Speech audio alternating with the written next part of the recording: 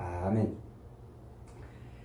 9월 1일 월요일입니다. 오늘은 신명기 13장 1절부터 마지막 18절까지 말씀입니다. 성도의 삶은 헤렘이다 라는 제목입니다. 성도의 삶은 헤렘이다.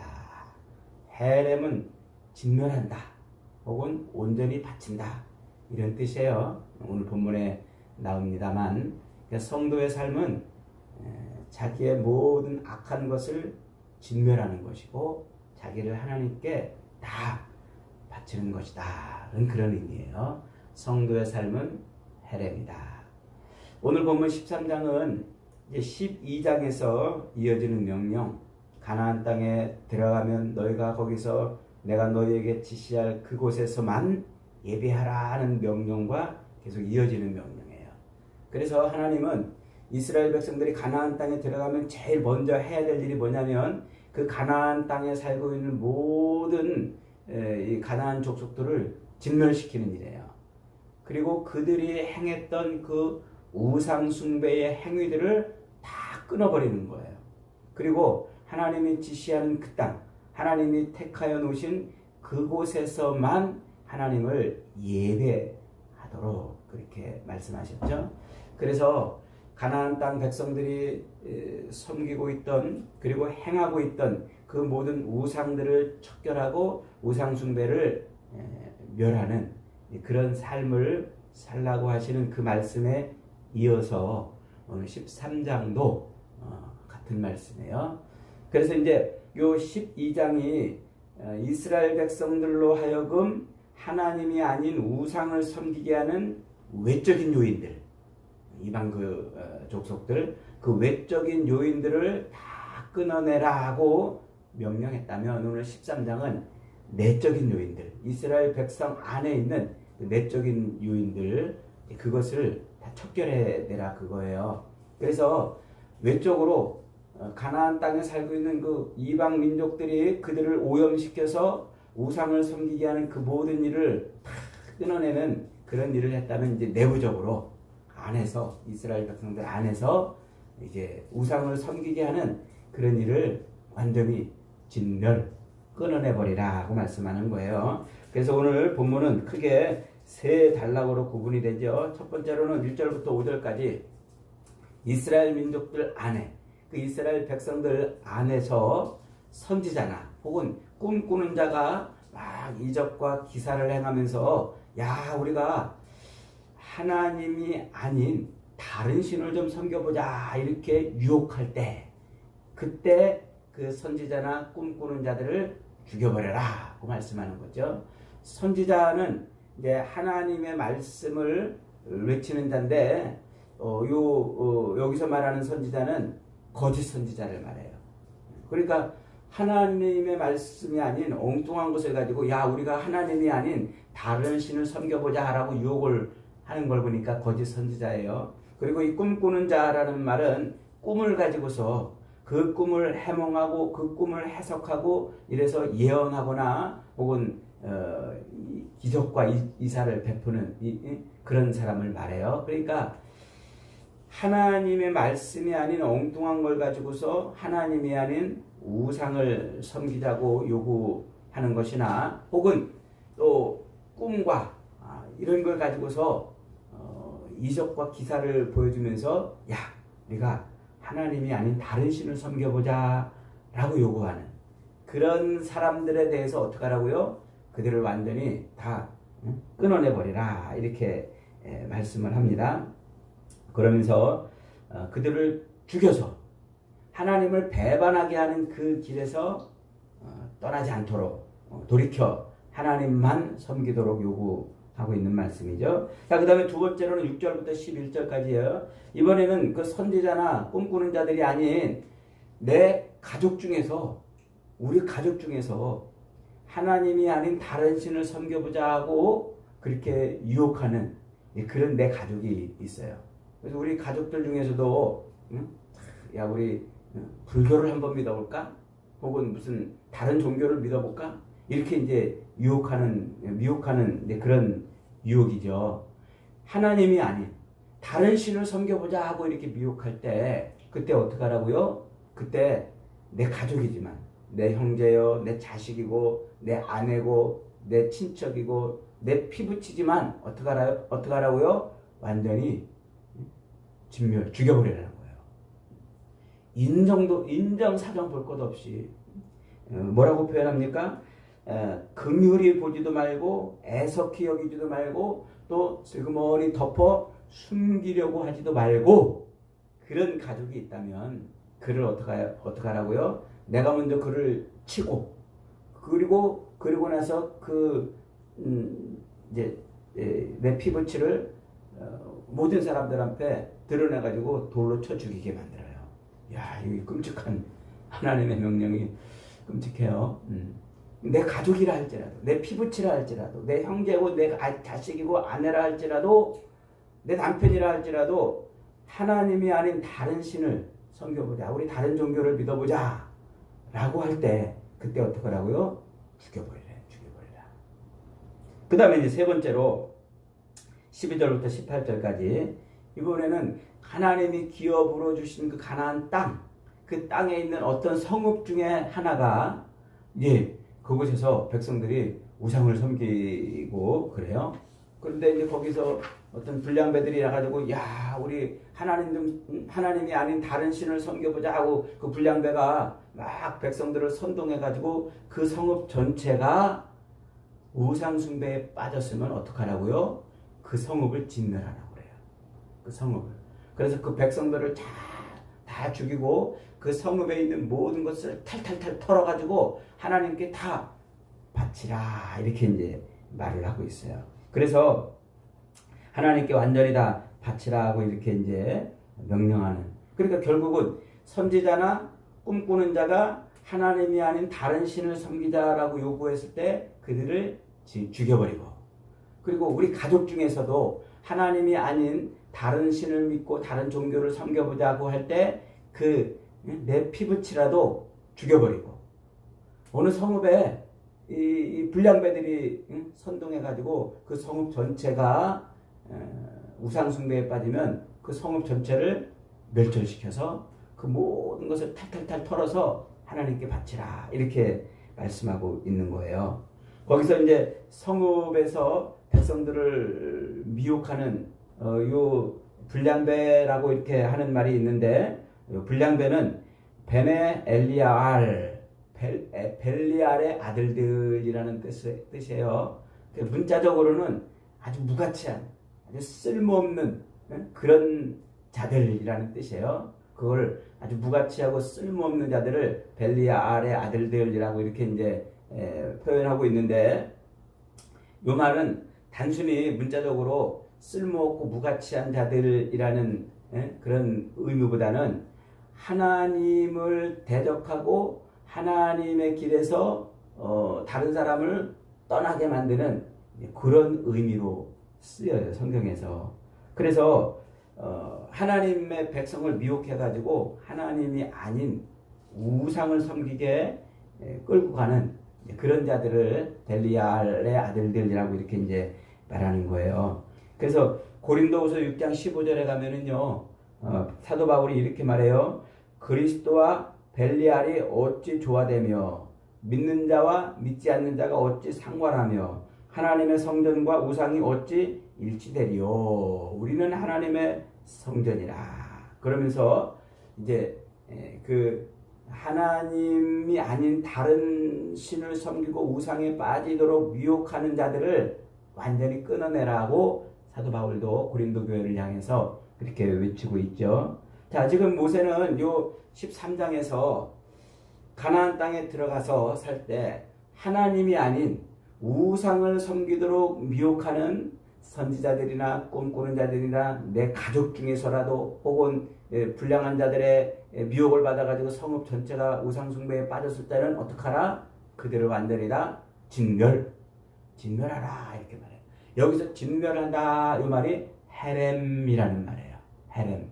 진멸한다 이 말이 바로 헤렘. 그러니까 요 헤렘은 글자 그대로 문자적으로는 완전히 구별하다, 완전히 분리하다 이런 뜻이에요.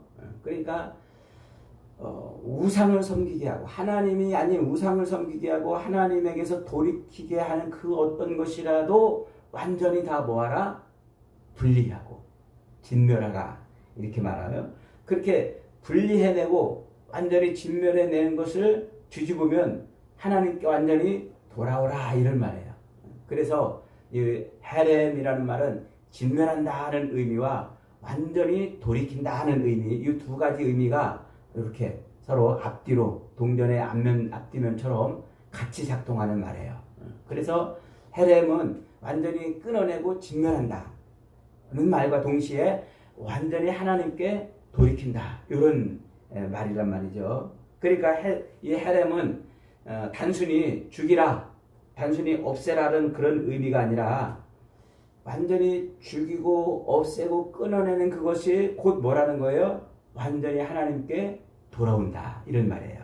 그래서 이제 여호수아가 나중에 이제 이 여호수아에 가면은 여리고성을 정복하잖아요. 여리고성을 정복할 때 그 아이성에서 아간이 아이성 전투에서 그 고구 외투와 이렇게 금붙이 몇 개를 숨겨가지고 여리고성 전투에서 아이성 전투에서 대패를 하게 돼요.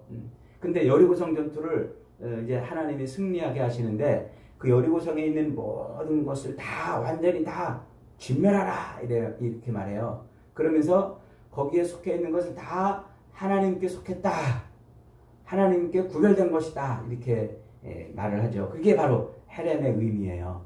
그러니까 헤렘은 단순히 죽이고 멸절시키는 게 아니라 그 죽이고 멸절시키는 자체가 뭐예요? 그게 하나님께 돌아오는 행위라는 거예요. 그래서 하나님께 돌아올 때 심지어 누구까지?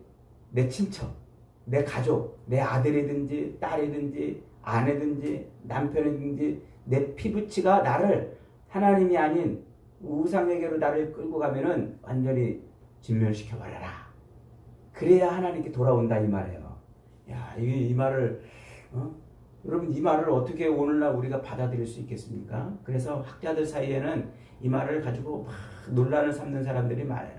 야, 하나님은 뭐 진짜 피도 눈물도 없는 분이시라거나 하나님은 진짜 무슨 파괴적인 분이시라거나 뭐 이런 이야기를 하고 있습니다. 그런데 이건 그 얘기를 하고 있는 게 아니에요. 요 신명기 오늘 본문의 이 헤렘 완전히 진멸함으로 완전히 하나님께 돌아오는 이 명령은 예수 그리스도의 십자가 사건을 말하고 있는 거예요. 이게 예수 그리스도의 이 십자가 사건이 뭐예요? 이게 완전히 죄악을 진멸한 사건이에요. 그리고 완전히 하나님께 돌아오는 사건이란 말이죠. 그러니까 이 헤렘의 명령, 심지어 내 가족까지, 내 친척까지, 내 피부치까지 죽여야 되는 그런 죄악에 빠져있는 우리가 하나님 앞에 돌아올 수 있는 완전한 길은 뭐밖에 없어요? 십자가밖에 없어요. 예수 그리스도의 그 완전한 순종과 완전히 자기를 죽여내는 그 십자가 사건이 아니고서는 우리가 하나님께 돌아올 수 있는 방법이 없고 길이 없었던 거예요. 그렇게 하나님이 아닌 우상을 섬기는 길로, 다른 것을 섬기는 길로 그렇게 우리를 끌고 갈 때, 그때 누구까지? 내 가족까지도 죽여야 되는 그런 삶을 우리는 살 수밖에 없잖아요. 그래서 실제로 보면 우리 가족들도요, 때로는 하나님이 아닌 어떤 다른 것에 자꾸 우리 마음을 끌고 가는 때가 많잖아요. 그래서 다른 종교를 섬기자고 그러고 다른 신앙을 또 다른 교회를 다녀보자고 그러고 뭐 그러는 경우도 있고 말이죠. 또 심지어는요, 그 자체가 우상이 되는 경우도 있잖아요. 내 자신도 그렇잖아요. 내 자신도 하나님 앞에 완전히 돌이키지 못하고 하나님보다 더 좋은 곳을 자꾸 찾아서 그렇게 가잖아요. 그러면 뭐 해야 돼요? 완전히 죽어야 돼요. 완전히. 그런데 그렇게 완전히 죽어야 되는 우리를 대신해서 누가 완전히 죽으셨어요? 예수님이 완전히 죽으셨단 말이에요. 그래서 예수님이 완전히 죽으심으로 말미암아 그렇게 예수님은 이 헤렘의 율법을 완전히 성취하신 분이에요. 그렇게 예수님은 하나님께 온전히 바쳐주신 분이에요. 죄악을 완전히 멸하심으로 온전히 하나님께 바쳐주셨고 세상을 위한 우리를 위한 스스로의 완전한 속죄 제물이 되셨어요. 그래서 이 율법의 요구, 완전히 다 진멸하라는 이 율법의 요구를 완전히 성취하신 분이 예수님이시고, 그 사건이 바로 예수님의 십자가 사건이란 말이죠. 그러니까 예수님은 오늘 이 신명기 13장의 이 율법이 요구하는 그 요구를 완전히 성취하신 분이에요. 거짓 선지자들의 유혹도 이기셨어요. 예수님은 자기 가족들의 유혹도 이겨내셨어요. 그리고 이 공동체의 그 타락도 끝내 예수님은 이겨내시고, 그리고 주님의 하나님의 명령에 순종함으로, 그래서 죄악을 완전히 진멸하고, 그리고 하나님께 완전히 돌이키는 길을 열어내셨단 말이에요. 이것이 헤렘의 이 사건을 완전히 성취하신, 헤렘의 율법을 성취하신 일이 되는 겁니다. 그래서 오늘날 이 신명기 율법이 요구하는 이 헤렘의 요구를 완전히 성취할 수 있는 것은 십자가밖에 없어요. 그래서 우리가 예수님의 십자가를 붙들고 그 십자가의 그늘 아래 피할 때 율법의 요구를 이루었다, 이렇게 말하는 거예요. 우리 힘으로는 안 되잖아요. 우리가 어떻게 자식을 죽이고 가족을 끊어낼 수 있겠어요? 우리는 할 수 없지만 십자가는 그것을 이뤘단 말이에요. 그래서 십자가를 통해서 우리는 더 이상 문자적인 율법의 요구가 아닌 십자가의 은혜 아래서 생명을 누리게 되는 것이죠. 그래서 오늘날 우리가 예수를 믿었다고 그래가지고 거짓 선지자나 우상 숭배자들을 막 죽이러 다니지 않잖아요. 우리가 예수를 믿었다고 그래가지고 이제 하나님께 돌아가자고 그러고 우상을 섬기자고 그러는 내 가족을 막 죽이러 다니지 않잖아요. 또 우상 숭배에 빠져있는 도시를 막 멸하려고 그러지 않잖아요. 이게 이제 그리스도의 십자가로 이루어진 사건이기 때문에 그래요. 그래서 사도 바울은 예수 그리스도의 그 십자가를 붙들고 사는 우리를 향해서 뭐라고 요구하냐면, 또한 너희 지체를 불의의 병기로 죄에 드리지 말고 오직 너희 자신을 죽은 자 가운데서 다시 산 자같이 하나님께 드리며 너희 지체를 의의 병기로 하나님께 드리라. 죄가 너희를 주관하지 못하리니 이는 너희가 법 아래 있지 않고 은혜 아래 있음이라. 이제 우리가 이 율법의 요구에 따라서 행하는 사람들이 아닌 율법을 완전히 성취하신 그 십자가를 붙들고 사는 사람이니까 이제 우리는 뭐하란 말이에요? 그 은혜, 십자가의 은혜 아래서 우리를, 내 자신을 하나님이 아닌 다른 것으로 자꾸 끌고 가려고 그러는 그 악한 욕망과 욕심과 내 안에 있는 것들을 죽여버려라, 이거예요. 그러니까 내가 이 율법의 요구를 완전히 성취하신 예수 그리스도의 그 십자가를 붙든다는 것은 곧 하나님께 내 모든 것을 진멸하고 나의 죄악과 자아와 옛 성품과 옛 사람을 진멸하고 하나님께 돌이키는 것을 말해요. 이게 헤렘을 완전히 성취한 십자가 은혜로 사는 것입니다.